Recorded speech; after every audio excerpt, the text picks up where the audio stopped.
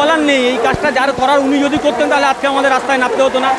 উনি ঠান্ডা ঘরে 14 তলাতে বসে এসিতে হাওয়া খাচ্ছে, আর যারা দোষীদের বিচার চেয়ে রাস্তায় নামছে তাদেরকে সমন পাঠাচ্ছে, গ্রেপ্তার করছে।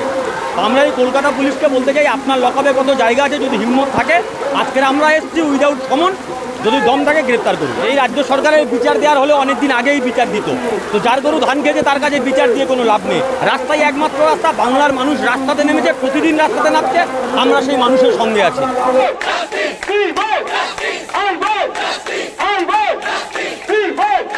বাংলার মানুষ রাস্তায় নেমেছে, সেই মানুষের সংগতি জানিয়ে আমরাও রাস্তাতে আছি।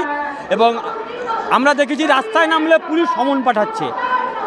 এই যে কলকাতা পুলিশ, যে পুলিশ দোষীদেরকে গ্রেপ্তার করতে পারছে না, দোষীদের শাস্তির দাবিতে যখন আমরা রাস্তায় নামছি তাদেরকে সমন পাঠাচ্ছে। কেন?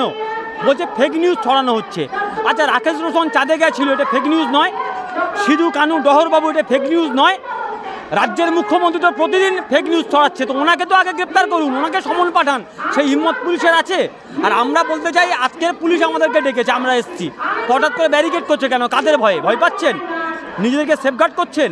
আমরা বলছি আজকের বৃষ্টির মধ্যে এই জমায়েত করেছি, এরপরে যদি সমন পাঠান গোটা কলকাতা অবরুদ্ধ করে দেবো। যদি শাসক দল যদি ফাঁসি চায়, শাসক দল যদি বিচার দেয়, তাহলে তথ্য প্রমাণ লোপাট হয়ে যাচ্ছে কেন?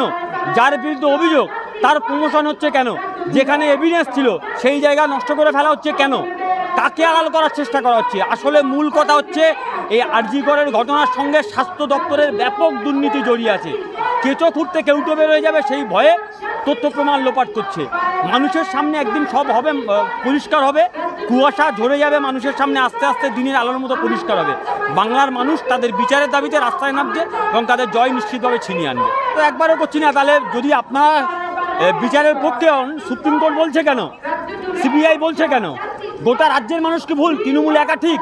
গোটা রাজ্যের মানুষ খোলা চোখে দেখতে পাচ্ছে, নির্যাতিতার বাবা মা তারা বলছে আমরা বিচারের আশা ছেড়ে দিচ্ছি। কেন বলছে?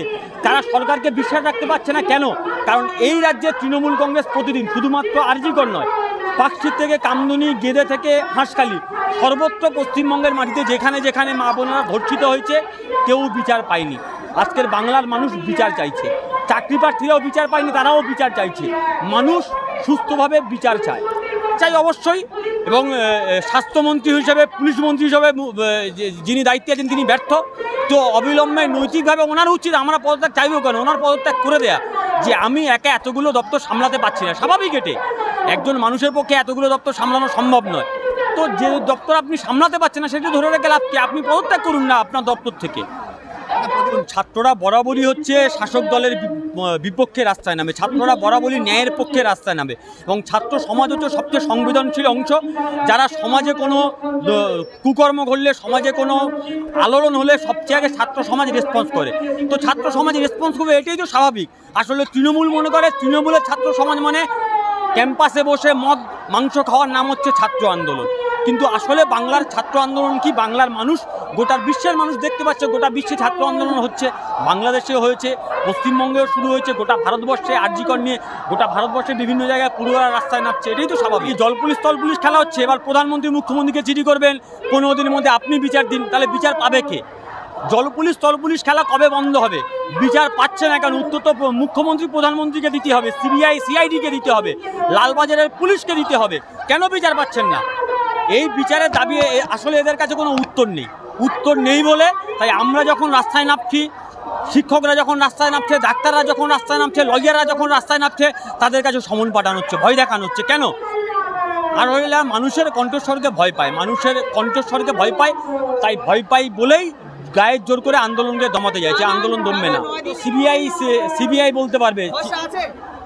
দেখুন, যদি ট্র্যাক রেকর্ড দেখেন, পশ্চিমবঙ্গের যতগুলো কেস সিবিআই হাতে গেছিল, সিবিআই কিন্তু সদুত্তর দিতে পারেনি। এই কলকাতা হাইকোর্ট চাকরির দুর্নীতি নিয়ে সিবিআইকে ভর্ৎসনা করেছিল, এখনও কোনো উত্তর হয়নি। তো ফলে কোথাও গিয়ে আবার সেটিং হচ্ছে না, তো কোথাও গিয়ে নিজের ভাইপোকে বাঁচানোর চেষ্টা করা হচ্ছে না, কোথাও গিয়ে নিজের গদিকে বাঁচানোর চেষ্টা করছে না। তো সিবিআইয়ের কাছে সমর্পণের মধ্যে দিয়ে অনেকগুলো প্রশ্ন উঠছে। আমি ভাইপোকে বলবো, ভাইপোরও মেয়ে আছে, তো ভাইপোর উচিত ওনার মেয়ের দিকে তাকিয়ে বাংলাটা কোন পথে যাচ্ছে। আমরা তো বলছি না যে ভাইপো ধর্ষণ করেছে, বলেছি একবারও। আমরা তো বলছি না যে অভিষেক ব্যানার্জি ধর্ষণ করেছে। আমরা বলছি যারা ধর্ষক তাদেরকে গ্রেপ্তার করে শাস্তি দেওয়া হোক। তো হঠাৎ করে তৃণমূল গায়ে নিচ্ছে কেন? তৃণমূল কেন গায়ে নিয়ে পুলিশকে দিয়ে জোর করে আন্দোলন দমাতে চাইছে? প্রশ্ন তো তৃণমূলের কাছে, উত্তর তো তৃণমূলকে দিতে হবে।